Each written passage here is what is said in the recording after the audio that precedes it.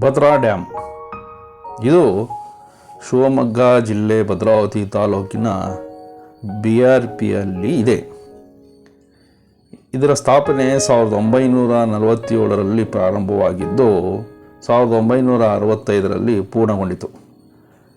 ಇದರ ಅಳತೆ 188 ಅಡಿ ಎತ್ತರ ಮತ್ತು 5604 ಅಡಿ ಉದ್ದವನ್ನು ಹೊಂದಿದೆ.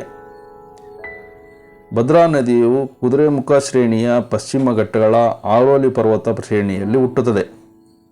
ಇದು ತನ್ನ ಉಪನದಿಗಳಾದ ಸೋಮವಾಹಿನಿ, ತಡೆಡಹಳ್ಳ ಮತ್ತು ಓಡಿರಾನಹಳ್ಳಗಳೊಂದಿಗೆ ಸೇರಿ ಭದ್ರಾ ಅಭಯಾರಣ್ಯದ ಮೂಲಕ ಹರಿಯುತ್ತದೆ. ಭದ್ರಾ ಅಣೆಕಟ್ಟು ನಿರ್ಮಾಣದಿಂದ ಸುಮಾರು 27 ಹಳ್ಳಿಗಳು ಮುಳುಗಡೆಯಾಗಿವೆಯಂತೆ. ನೋಡಿ, ಈ ಭದ್ರಾ ಅಣೆಕಟ್ಟನ್ನು ಕಟ್ಟುವುದಕ್ಕೆ ಎಷ್ಟು ಸಾಹಸ ಮಾಡಿದ್ದಾರೆ.